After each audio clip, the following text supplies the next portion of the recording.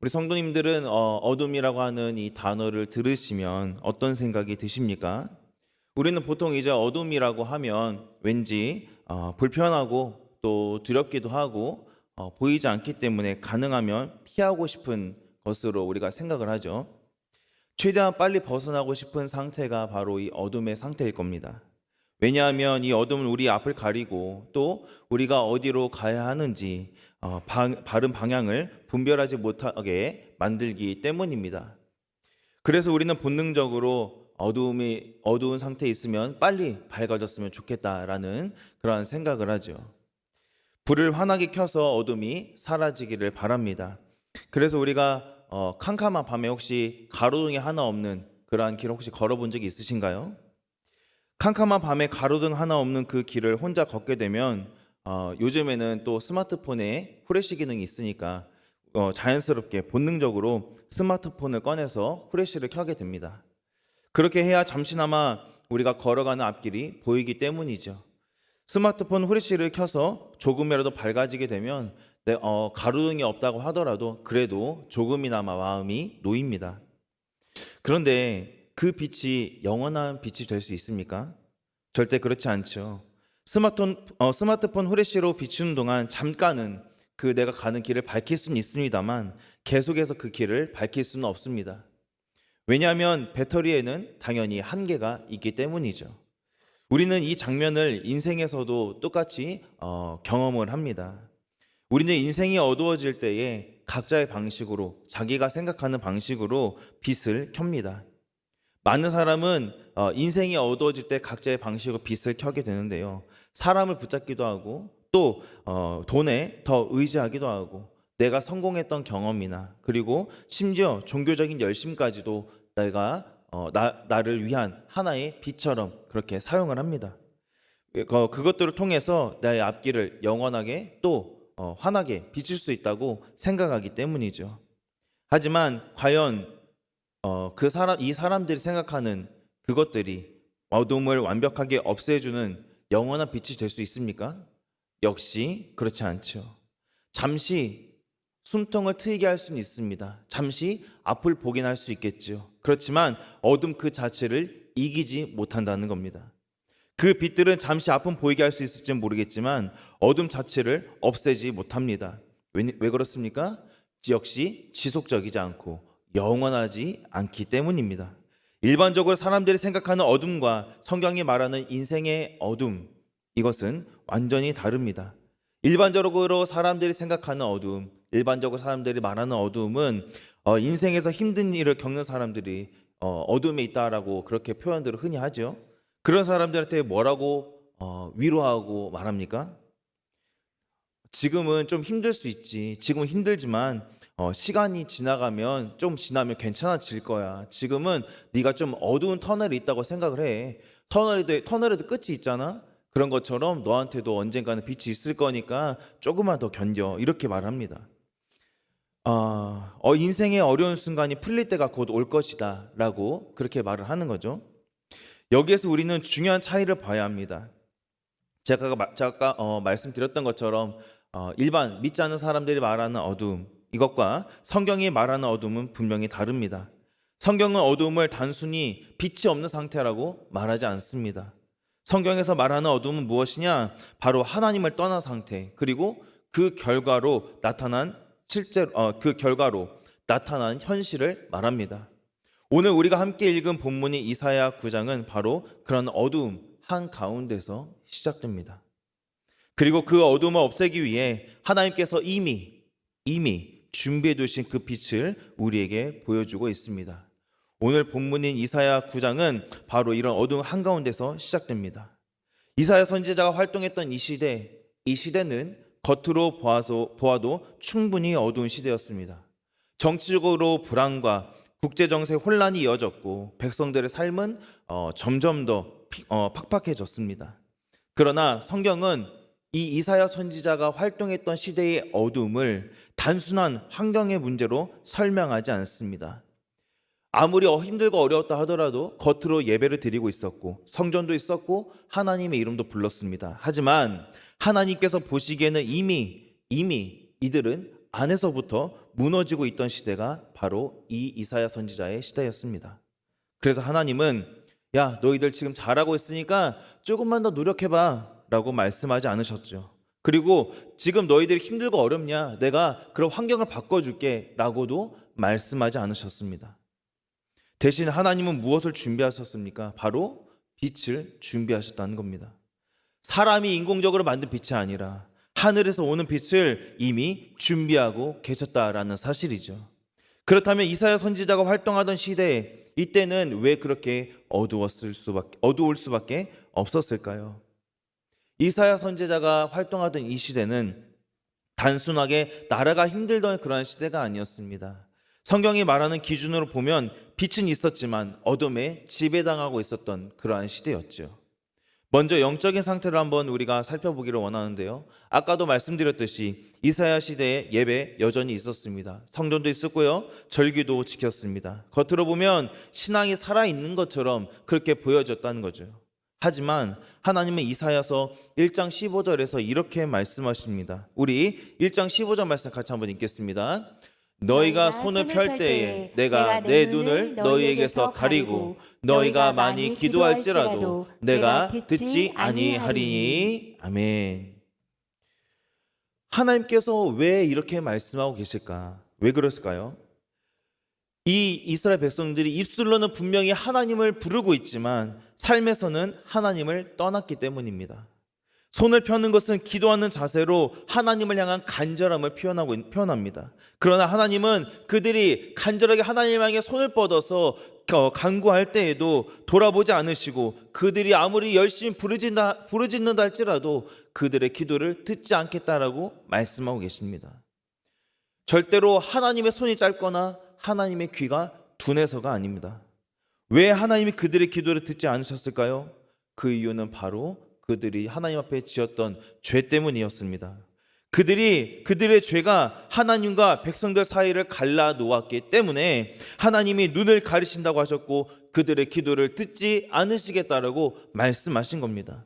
이것이 바로 첫 번째 어두움입니다. 하나님이 없는 시대가 아니라 죄를 지으면서 하나님을 무시하는 시대였습니다. 두 번째는 도덕적인 어두움인데요. 우리 이사야 5장 20절 말씀도 함께 같이 한번 읽어보겠습니다. 악을 선하다 하며 선을 악하다 하며 흑암으로 광명을 삼으며 광명을 흑암으로 삼으며. 아멘. 말씀하고 있죠. 악을 선하다 하고 선을 악하다고 말하고 있습니다. 이렇게 악을 선을 악이라 하고 악을 선이라고 부르는 가치의 전도가 일어났다라고 말씀하고 있습니다.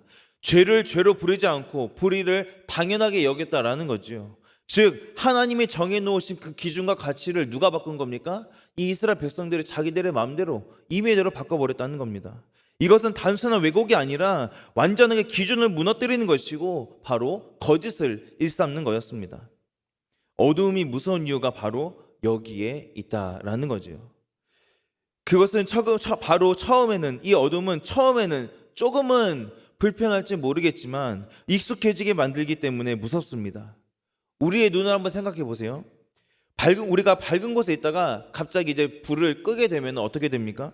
처음엔 익숙하지 않아서 적응하기까지 시간이 좀 걸리고 더듬거립니다. 그런데 그 눈이 어둠에 적응하고 익숙해지면 어떻습니까? 우리가 어둡다 하더라도 그래도 어느 정도 움직이는 게 익숙하기 때문에 어둠이 익숙해지기 때문에 몸을 움직이는 게 어렵지가 않습니다.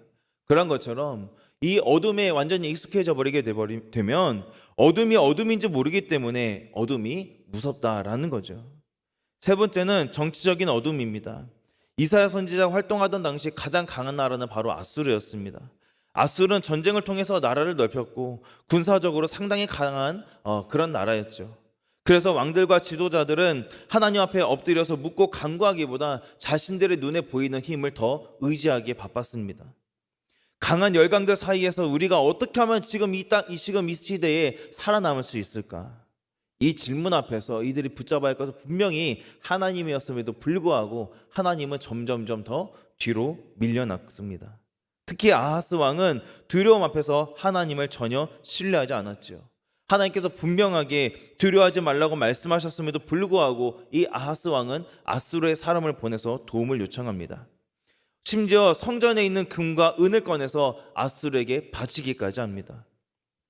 이것은 단순한 외교 전략이 아니었습니다. 이 아수르 왕이 했던 행동, 이 행동은 말로는 하나님을 믿는다고 하지만 실제로는 하나님을 왕으로 인정하지 않고 내가 의지할 것은 하나님이 아니라 바로 아수르이다라는 신앙의 배신이었습니다. 하나님 대신 다른 힘을 의지하는 순간 그것은 이미 어둠 속에 들어간 것과 마찬가지이죠. 겉으로는 살아남은 것처럼 보일 수 있었습니다. 하지만 그 선택은 더 깊은 종속과 더 큰 두려움을 불러오는 선택이었습니다. 하나님을 잃지 않기 위해 타협한 것이 아니라 그저 나의 목숨이 살아남기 위해서 선택한 것에 살아남기 위해 하나님을 포기하는, 하나님을 붙잡지 않는 선택이었습니다. 마지막으로는 역사적인 현실입니다.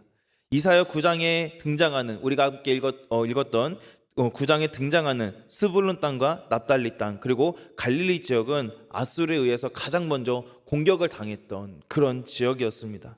전쟁의 최전선에 있었고 가장 먼저 무너진 땅이었죠.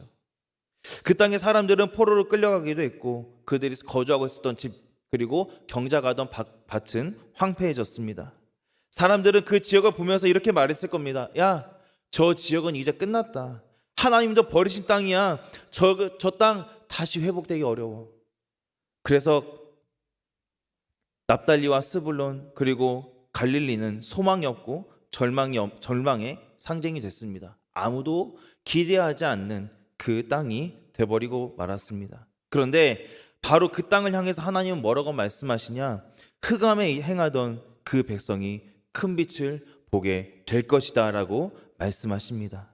하나님은 가장 어두운 곳을 피하지 않으셨습니다. 사람들이 포기한 자리에서 하나님은 구원을 시작하셨습니다.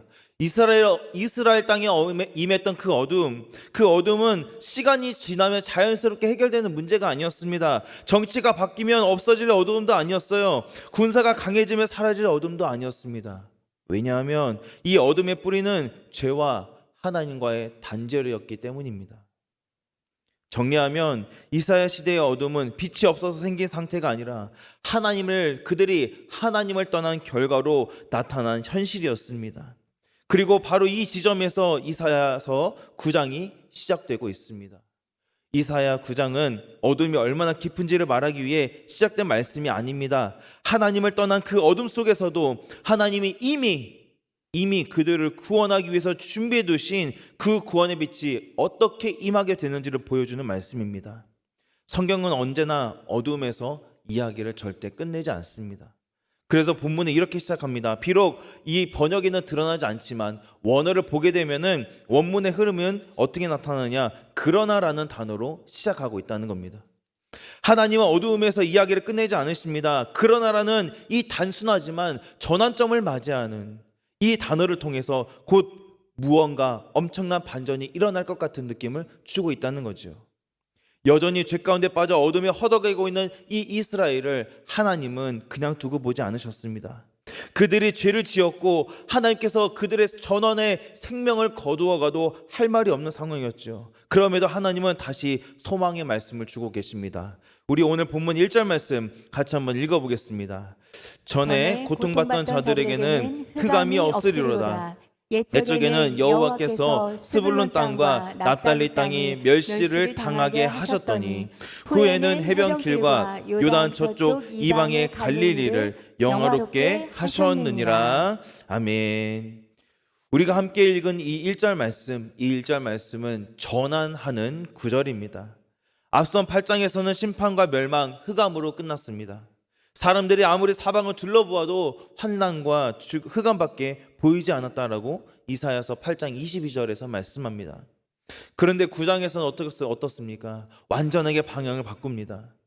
고통받던 그 자들에게 있었던 흑암이 없어지게 된다라고 말씀하면서 방향이 바뀌게 됩니다. 그렇다면 불과 이 전장만 하더라도 8장만 하더라도 이들이 여전히 고통받고 있었고 이들이 흑암 속에 거하고 있었는데 왜 9장부터 방향이 바뀌는 걸까요? 이들의 상황이 바뀌는 걸까요? 아니면 백성들이 갑자기 정신 차리고 하나님 앞에 회개했기 때문일까요? 그렇지 않습니다. 상황이 바뀐 것도 아니고 이스라엘 백성들이 하나님 앞에 회개한 것도 아니었습니다. 오로지 백성들을 택하시고 사랑하신 하나님의 은혜로 방향이 바뀌게 됐다는 거죠. 그 은혜로 하나님께서 방향을 바꾸신 겁니다. 1절에서 하나님은 가장 먼저 무너진 지역이었던 이 스불론 땅과 납달리 땅을 지목하십니다. 스불론과 납달리 땅은 아수르에게 가장 먼저 점령을 당한 지역이라고 말씀드렸습니다. 이 지역은 헐몬산과 요단강 그리고 갈릴리와 자연스럽게 이어지는 지역이었기 때문에 농경지로서 비옥한 농업지역이었고 통행에도 굉장히 중요한 지역이었습니다. 그렇게 중요한 땅이 지금 어떻게 됐다는 겁니까? 이방 나라의 침략을 받아서 완전하게 비참한 상태에 이르르고 멸시를 당했다라고 말씀합니다. 왜 이렇게 된 겁니까? 바로 이스라엘 백성들의 죄 때문이었죠. 그럼에도 불구하고 하나님은 회복을 말씀하시면서 가장 먼저 언급하는 지역으로 스불론 땅과 납달리 땅을 말씀하고 계십니다. 그리고 갈릴리 땅을 말씀하시는데 이방의 갈릴리를 내가 영화롭게 하겠다라고 말씀하시죠. 갈릴리 호수 우리가 익히 잘 알고 있습니다. 이 갈릴리는 어떤 지역입니까? 바로 예수님께서 공생의 기간에 주로 사역하셨던 무대가 바로 갈릴리 지역이었습니다. 그런데 오늘 말씀에 등장한 이 갈릴리 지역은 뭐라고 말합니까? 이방의 갈릴리라고 부르죠. 왜 이방의 갈릴리라고 부르고 있습니까? 그 이유가 바로 역사적인 배경 때문입니다. 북이스라엘이 망하고 아수르의 식민 정책에 따라 이방 민족들이 거주하게 된 지역이 바로 갈릴리 지역이었습니다. 아수르는 정복한 땅을 효율적으로 다스리기 위해서 어떻게 했느냐? 살고 있던 토착민들을 이주시켜서 뿔뿔이 흩어버립니다. 그리고 그 자리에 타 문화권의 민족, 즉 이방인들을 이주시켜서 함께 섞여 살게 만드는 그러한 혼혈 정책을 펼쳤습니다. 그 결과로 갈릴리 지방은 유대인과 이방 민족들이 완전하게 섞여서 혼합된 지역으로 변해버렸고 하나님을 향한 순수한 신앙도 역시 악화돼 버리고 말았습니다. 그리고 종교적인 중심지로부터도 멀리 떨어져 있다 보니 성경 중심 신앙으로부터도 멀어지게 되었죠. 그래서 이러한 역사적인 배경으로 이사야 선지자는 갈릴리를 가리켜서 이방의 갈릴리라고 칭하고 있습니다. 그래서 이 갈릴리 땅은 같은 민족에게 경멸받던 땅이었습니다. 그런데 이런 상황이 있는 그들에게 뭐라고 하나님 말씀하고 계십니까? 하나님께서 후에는 이방의 갈릴리를 내가 영화롭게 하겠다라고 분명하게 말씀하고 계십니다. 그래서 이방의 그 갈릴리 땅이 영화롭게 되는 때 그때 어떤 일이 일어나느냐? 우리 2절 말씀 같이 한번 읽어보겠습니다. 흑암에 행하던 백성이 큰 빛을 보고 사망의 그늘진 땅에 거주하던 자에게 빛이 비치도다. 아멘. 여기에서 중요한 단어는 무슨 단어이냐면 바로 행하던이라는 단어입니다. 이 백성들은 어두운 길에 들어간 사람들이 아닙니다. 어둠 속을 계속 걸어가면서 살던 사람들이었습니다. 그런데 그 자리에 그 어둠에 행하던 그 자리에 어떤 일이 일어난다고 말씀하고 있습니까? 작은 빛이 아니라 큰 빛이 임했다라고 말합니다. 흑암을 행하던 자들이 큰 빛을 볼 것이라고 분명하게 말씀하고 있습니다. 고통과 멸시로 인하여서 모든 소망이 끊어진 이 흑암 같은 나라들을 보내던 백성들에게 사망의 그늘진 땅에 거주하던 그들에게 큰 빛이 임할 것이라고 분명하게 오늘 말씀하고 있습니다. 여기에서 중요한 것은 무엇이냐? 이 백성들, 하나님 앞에 죄악을 범하였던 이 백성들이 아직 어두움에서 나오지 않았다는 사실입니다. 그들은 여전히 흑암 가운데 뭐하고 있습니까? 행하고 있습니다. 짙은 흑암이 있는 자리입니다. 그런데 짙은 어두움이 있는 그 자리에서 무엇을 봅니까? 바로 빛을 본다는 것이죠. 이것이 바로 복음입니다. 사람이 하나님께 가까이 간 이야기가 아니라 하나님이 사람에게 먼저 다가오신 이야기, 이것이 바로 복음이라는 것이죠. 빛으로 하나님이 어둠으로 들어오신 겁니다. 빛이신 하나님께서 어둠에 있는 우리에게 개입하시고 들어오기로 결정하신 그 이유가 무엇입니까? 우리 로마서 5장 8절 말씀 같이 한번 읽어보도록 하겠습니다. 우리가 아직 죄인 되었을 때에 그리스도께서 우리를 위하여 죽으심으로 하나님께서 우리에 대한 자기의 사랑을 확증하셨느니라. 아멘. 이 말씀은 우리가 언제 읽어도 이 말씀은 우리에게 큰 위로, 우리 마음에 큰 위로를 주고 하나님의 사랑이 얼마나 큰지, 크고 놀라운지 깨닫게 합니다. 우리가 나아진 다음이 아닙니다. 분명히 로마서에서 말씀하고 있죠. 우리가 아직 죄인이 되었을 때라는 거죠. 아직 어두움 가운데 있을 때라는 말입니다. 여전히 절망 속에 있었지만 여전히 하나님은 어두움 속에 있는 나를 지켜보고 계셨고 그분의 아들을 보내어 주심으로 말미암아 나를 건져내어 주셨다라는 겁니다. 그래서 성경은 뭐라고 말합니까? 이 빛을 결코 작은 빛이라고 말하지 않습니다. 큰 빛이라고 말씀하고 있습니다. 어둠 속에 있었던 우리에게 하나님께서 무슨 빛을 비추심으로 바로 이 큰 빛을 비추심으로 말미암아 더 이상 어둠이 있지 않게 됐다라는 것이죠. 이것은 여러분 그냥 단순한 표현이 아닙니다. 이 빛이 어떠한 빛인지를 미리 설명해 주고 있는 말입니다. 이 빛은 어두운 상황을 잠시 후레쉬와 같이 비춰주는 그런 불빛이 아닙니다. 고통 속에 있는 정말 위로가 필요한 자에게 마음을 조금 위로해 주는 정도의 빛도 아닙니다. 사람의 상태 자체를 완전하게 변화시키는 빛이라는 거죠. 그래서 시편 기자가 이렇게 고백하는데요. 우리 시편 27편 1절 말씀을 같이 한번 읽어보겠습니다. 시작. 여호와는 나의 빛이요 나의 구원이시니 내가 누구를 두려워하리요. 아멘. 이 말씀은 역시 상황이 좋아서 괜찮다는 말이 아니라 하나님 무엇이기 때문에 나의 빛이시고 나의 구원이시기 때문에 내가 누구도 두려워하지 않습니다라는 고백입니다. 왜 이런 고백을 할 수 있는 겁니까? 바로 빛이신 그 구원의 하나님을 나에게 바라볼 수 있도록 은혜를 주셨기 때문입니다. 그래서 이 절에 아까 우리가 함께 읽었던 그 2절에 등장하는 단어 본다라는 단어가 있습니다. 그 단어는 여러분 깨달았다는 뜻이 아니라 하나님의 그 구원이 실제적으로 임했다라는 뜻을 가지고 있습니다. 그래서 이 빛은 무엇이냐? 하나님께서 직접 우리에게 들어오신 빛, 하나님의 통치가 시작된 빛이라는 사실을 여러분 기억하시길 바랍니다. 이제 빛이 임하게 되니까 본문은 무엇을 말하고 있느냐? 곧바로 기쁨에 대해서 말하고 있습니다. 그리고 성경은 우리가 기뻐할 수 있는 이유, 그 기쁨의 이유에 대해서 분명히 밝히고 있습니다. 우리 3절 말씀 같이 한번 읽어보겠습니다.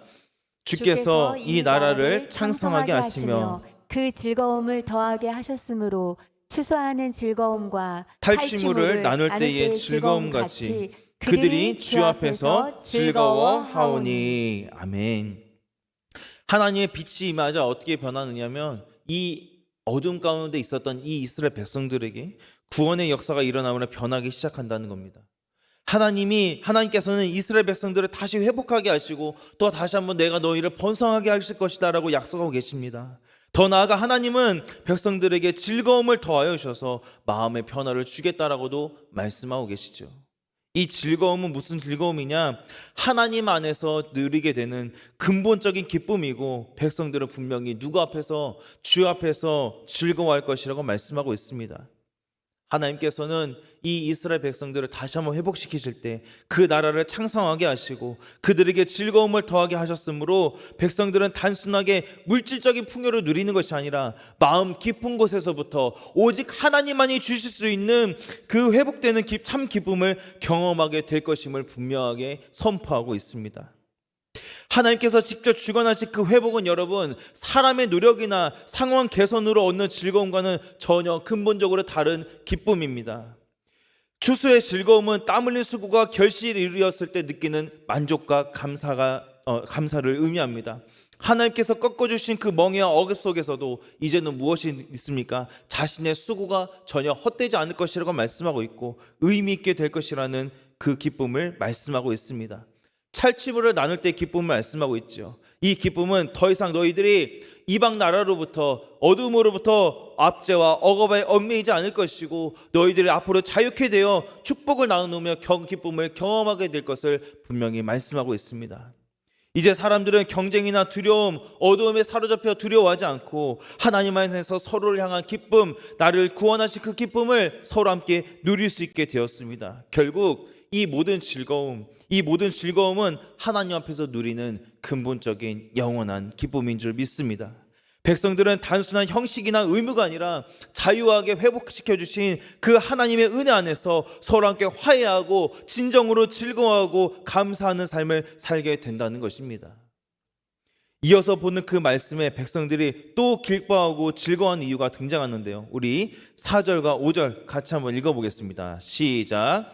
이는 그들이 무겁게 맨 멍에와 그들의 어깨의 채찍과 그 압제자의 막대기를 주께서 꺾으시되 미디안의 날과 같이 하셨음이니이다. 어지러이 싸우는 군인들의 신과 피 묻은 겉옷이 불섭같이 살라지리니. 아멘.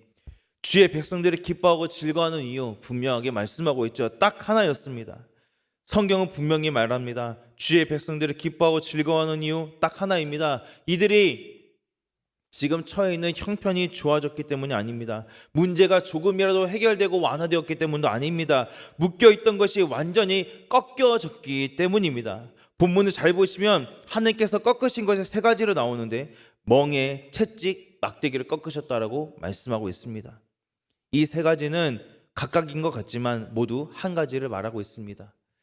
사람을 지배하고 눌러서 종으로 만드는 힘을 말하고 있습니다. 멍에는 스스로 벗을 수 없습니다. 채찍은 맞는 사람이 선택하지 않죠. 막대기는 위에서 아래로 내려오게 됩니다. 이 말이 무슨 뜻입니까? 이 어둠이라는 것은 단순한 힘든 상황이 아니라 사람을 완전하게 묶어놓는 속박이라는 뜻입니다. 절대로 풀려날 수 없는 속박입니다. 그래서 성도 여러분, 어둠이 무서운 이유는 상황이 힘들어서가 아닙니다. 사람을 종으로 만들어버리기 때문에 어둠이 무섭다라는 것이죠. 그래서 예수님이 이렇게 말씀하신 겁니다. 죄를 범하는 자마다 죄의 종이라. 그러므로 아들이 너희를 자유롭게 하면 너희가 참으로 자유로우리라 라고 말씀하십니다. 예수님은 이 죄를 단순한 실수라고 말씀하지 않으셨습니다. 죄를 주인이라고 말씀하십니다. 주인이 뭡니까? 사람을 붙잡고 끌고 가는 힘이라고 말씀하고 계시는 겁니다. 그래서 이 성경에서 말하는 자유는 문제가 조금 나아지는 게 아닙니다. 환경이 조금 편해지는 것도 아닙니다. 멍에가 끊어지는 것, 완전하게 끊어지는 것이 바로 자유라고 말씀하고 있습니다. 하나님은 우리의 인생에 환경을 조금 고쳐주신 게 아닙니다. 상황을 살짝 완화해 주신 것도 아니고 완전한 어둠으로부터의 멍에, 죄의 멍에를 완전히 꺾어 주셨습니다. 그래서 성경에서 뭐라고 말씀합니까? 미디안의 날과 같이라고 말씀하고 있습니다. 이 미디안의 날과 같이 우리가 사사기 시대를 우리가 생각해 볼 수 있죠. 이 말은 굉장히 중요한 표현입니다. 도무지 벗어날 수 없어 보이던 절망의 시기, 영적으로 완전히 어두웠던 시기, 바로 사사기 시대이죠. 그 시대에 하나님께서는 여러 사사들을 통해 일하십니다. 특별히 우리가 기도원을 생각해 보기를 원하는데요. 기도원을 통해서 하나님께서 또 이스라엘 백성들을 회복시키시고 미디안과의 전쟁에서 승리하게 하시죠. 믿을 수 없는 사건이 꿈처럼 찾아옵니다. 절대로 벗어날 수 없을 것 같았던, 우리가 싸우면 질 수밖에 없을 것 같았던 그 이방 나라와의 전쟁에서 하나님이 크게 승리하게 하시죠. 바로 하나님께서 회복하실 날이 바로 그럴 것이다 라는 것을 뜻하고 있습니다. 이스라엘이 미디안과 전쟁에서 승리할 수 있었던 그 이유가 여러분 무엇이었겠습니까? 이스라엘이 강해서 이긴 게 아닙니다. 전략이 뛰어나서 이긴 것도 아니고 숫자가 많아서 이긴 것도 절대 아니었습니다. 하나님이 개입하셔서 직접 싸우셔서 하나님이 이루신 구원이었다는 겁니다. 즉 미디안의 날, 이 날은 하나님이 일하실 때 인간의 주권은 중요하지 않다라는 증거입니다. 하나님이 계획하신 일들은 우리가 상상하지 못하고 꿈꾸지 못했던 것들입니다. 즉 우리가 생각하지 못한 방법으로 일하시는 그 하나님께서 회복하여 주시는 그 날은 영원한 구원의 날이고 승리의 날이 될 것임을 분명히 선포하고 있다는 것입니다. 구원에는 여러분 인간의 기여가 전혀 없습니다. 전적으로 온전히 완전히 하나님께서 일방적으로 이루신 해방이라는 말입니다. 그런데 우리가 여기서 질문이 하나 생기죠. 도대체 이 일을 누가 하셨는가? 성경은 바로 이렇게 말하는데 우리 본문 6절 말씀도 같이 한번 읽어보도록 하겠습니다. 이는 한 아기가 우리에게 낳고 한 아들을 우리에게 주신 바 되었는데 그의 어깨에는 장사를 메었고 그의 이름은 기묘자라 모사라 전능하신 하나님이라 영존하시는 아버지라 평강의 왕이라 할 것임이라. 아멘. 이 말씀은 어떻게 보면 굉장히 충격적으로 다가올 수밖에 없습니다. 왜냐하면 앞에서는 멍해가 꺾이고 압제가 무너지고 전쟁의 흔적이 불타서 없어지는 이야기를 했는데 그 모든 일을 이루시는 분이 누구라고 말하고 있습니까? 바로 한 악이라고 말하기 때문입니다. 어둠을 깨뜨리는 방식이 무슨 방식이냐면 군대가 아닙니다. 정치도 아니고 제도의 개혁도 아닙니다. 바로 한 악이라고 말하고 있습니다. 이게 바로 하나님의 방식이라는 것이죠. 하나님은 문제를 해결하는 방법을 이 세상 안에서 찾지 않으셨다라는 겁니다. 인간의 방식으로 고치려 하지도 않으셨습니다. 왜입니까? 이 세상에 있는 어떤 그 기준과 방식으로도 이 영원한 어두움을 해결할 수 없다는 것을 하나님은 너무나도 잘 알고 계셨기 때문입니다. 그래서 하나님은 사람을 고치기에 어떻게 하셨습니까? 사람을 어두움에서 해방시키기 위해 그 하나님이 직접 우리와 같은 사람이 되셨다는 거죠. 요한복음 1장 14절은 이렇게 말씀하는데요. 우리 1장 14절 말씀 같이 한번 읽겠습니다. 말씀이 육신이 되어 우리 가운데 거하심에 우리가 그의 영광을 보니 아버지의 독생자의 영광이요 은혜와 진리가 충만하더라. 아멘. 하나님 보내신 그 아기는 매우 특별했습니다. 이 아기는 처음부터 말씀이셨다고 말하고 있고 창조 이전부터 계셨던 분이라고 말씀합니다. 그런데 이 그 말씀 되신 분이 창조 이전부터 계셨던 그분이 어떻게 하셨다는 겁니까? 우리하고 똑같은 육신을 입고 우리 가운데 거하셨다라고 말씀하고 있습니다. 즉 하나님이 연약한 인간의 모습으로 우리의 어둠 한가운데에 비치신 그분이 완전히 어둠 한가운데 들어오셨다라는 것을 말씀합니다. 그 아기의 이름 한번 보십시오. 기묘자, 모사, 전능하신 하나님, 영존하시는 아버지, 평강의 왕, 이 이름들은 하나같이 인간에게는 절대로 붙일 수 없는 이름들입니다. 그래서 골로새서 2장 9절에 이렇게 말씀하는데요. 그 안에는 신성의 모든 충만이 육체로 거하시고라고 말씀하고 있습니다. 이 아기는 단순한 사람이 아닙니다.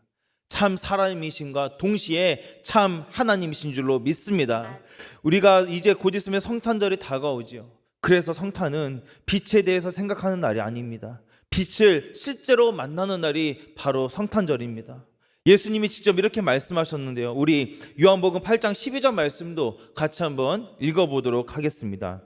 예수께서 또 말씀하여 이르시되 나는 세상의 빛이니 나를 따르는 자는 어둠에 다니지 아니하고 생명의 빛을 얻으리라. 아멘.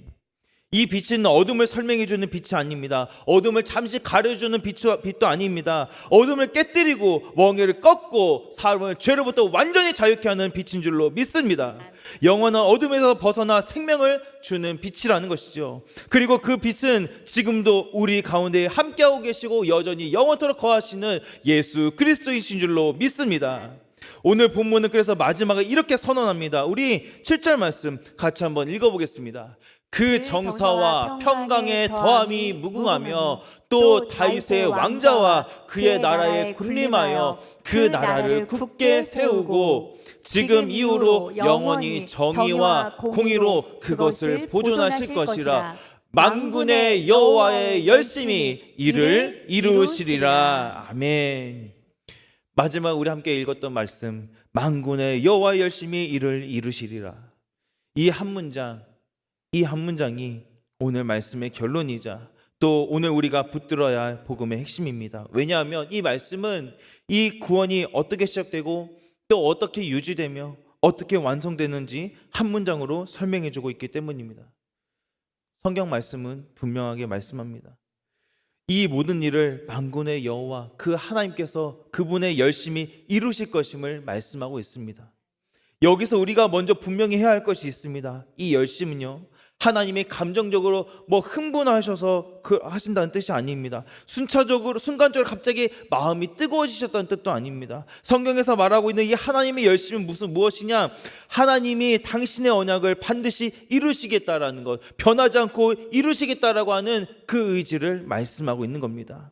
다시 말하여서 하나님은 시작만 해놓고 그냥 어떻게 됐는지 지켜보기만 하시는 분이 아니라 시작하신 일에 끝까지 함께 하시고 책임을 지시는 분이라는 뜻입니다. 그래서 이 말씀이 왜 복음이냐면 구원의 책임이 우리에게 있지 않다는 선언이기 때문입니다. 우리들의 신앙생활, 여러분 보다 보면 우리가 신앙생활 하다 보면은 자주 이 지점에서 우리가 흔들릴 때가 있습니다. 내가 지금 예수님을 잘 믿고 있는가? 내가 끝까지 갈 수 있을까? 혹은 내가 중간에 떨어져 나가는 건 아닐까? 그런데 오늘 말씀은 그 질문의 방향 자체를 완전하게 바꿔주고 있다는 거죠. 이렇게 성경은 어떻게 말하고 성경은 이렇게 묻지 않습니다. 네가 끝까지 버틸 수 있느냐? 이렇게 묻지 않는다는 거죠. 성경은 도리어 이렇게 묻습니다. 하나님께서 너를 포기하시겠느냐? 그리고 분명하게 대답하고 있죠. 하나님은 너를 절대 포기하지 않으신다. 만군의 여호와의 열심히 일을 이루실 것이라고 분명하게 말씀하고 있습니다. 그래서 사도 바울은 빌립보서 1장 6절에서 이렇게 고백하는데요. 우리 함께 읽어보겠습니다. 너희 안에서 착한 일을 시작하신 이가 그리스도 예수의 날까지 이루실 줄을 우리는 확신하노라. 이 말씀을 우리가 생각해 보면 누가 시작하셨다고 분명히 말씀하고 있느냐? 바로 하나님이 시작하셨다라고 말씀하고 있습니다. 그러면 시작하신 분이 하나님이시니까 누가 이루시겠습니까? 바로 하나님이 이루신다라는 것이죠. 우리는 이 구원의 과정 속에 잠깐 등장할 뿐입니다. 우리가 주인공이 아니고 우리가 구원의 중심이 아니라는 것이죠. 바로 이것이 은혜입니다. 우리는 종종 이렇게 생각합니다. 내가 스스로 믿음을 잘 지켜야 한다. 내가 흔들리지 말아야 되고 내가 이 믿음 끝까지 붙들어야 된다. 물론 틀린 말은 아닙니다. 그런데 그것보다도 우리가 먼저 붙들어야 할 무엇이 있느냐? 바로 진리가 있다라는 겁니다. 바로 우리가 하나님을 붙들는 것이 아니고 하나님이 우리를 붙들어 주시고 계신다는 사실입니다.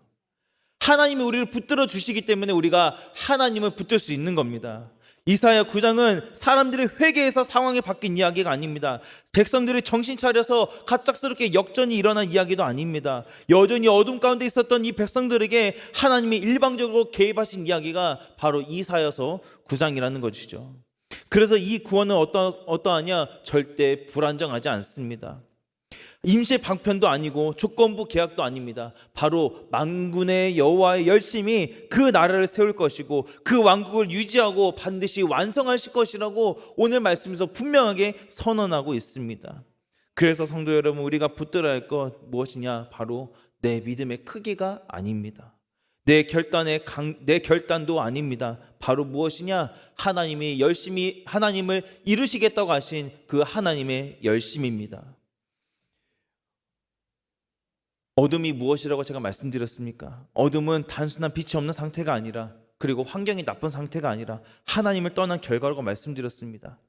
그래서 이 어둠이 절대로 시간이 지난다 할지라도 저절로 사라지지 않는다고 그랬죠. 왜냐? 어둠의 뿌리는 누구와의 단절이기 때문입니까?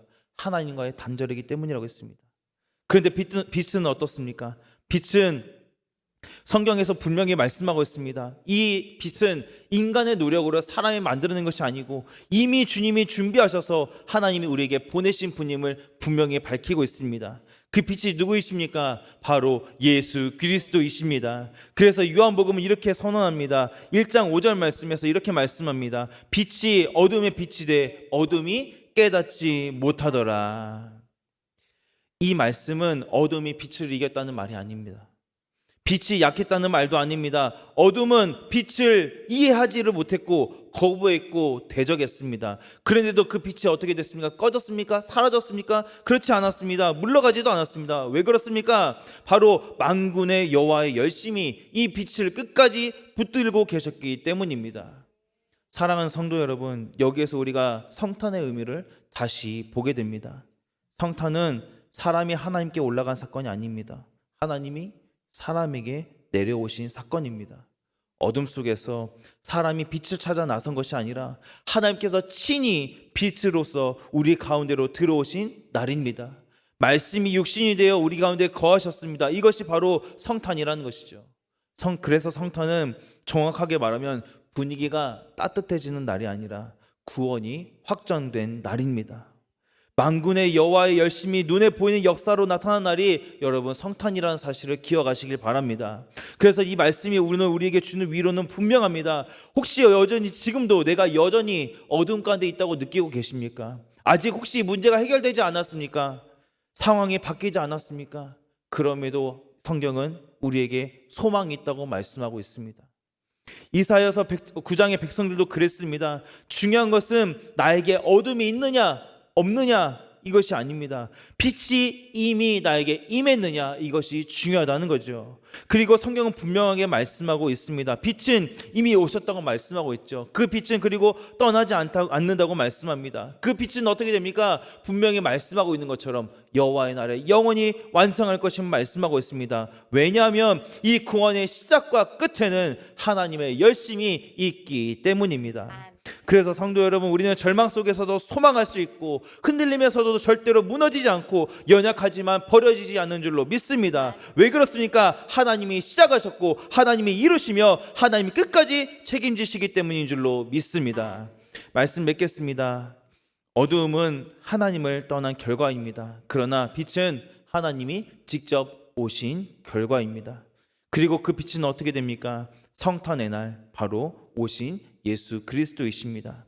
만군의 여호와의 열심, 그분의 열심이 이를 이루리라. 이 말씀이 오늘 우리들의 믿음의 가장 든든한 기초가 되기를 주님의 이름으로 간절히 소망하고 축복합니다.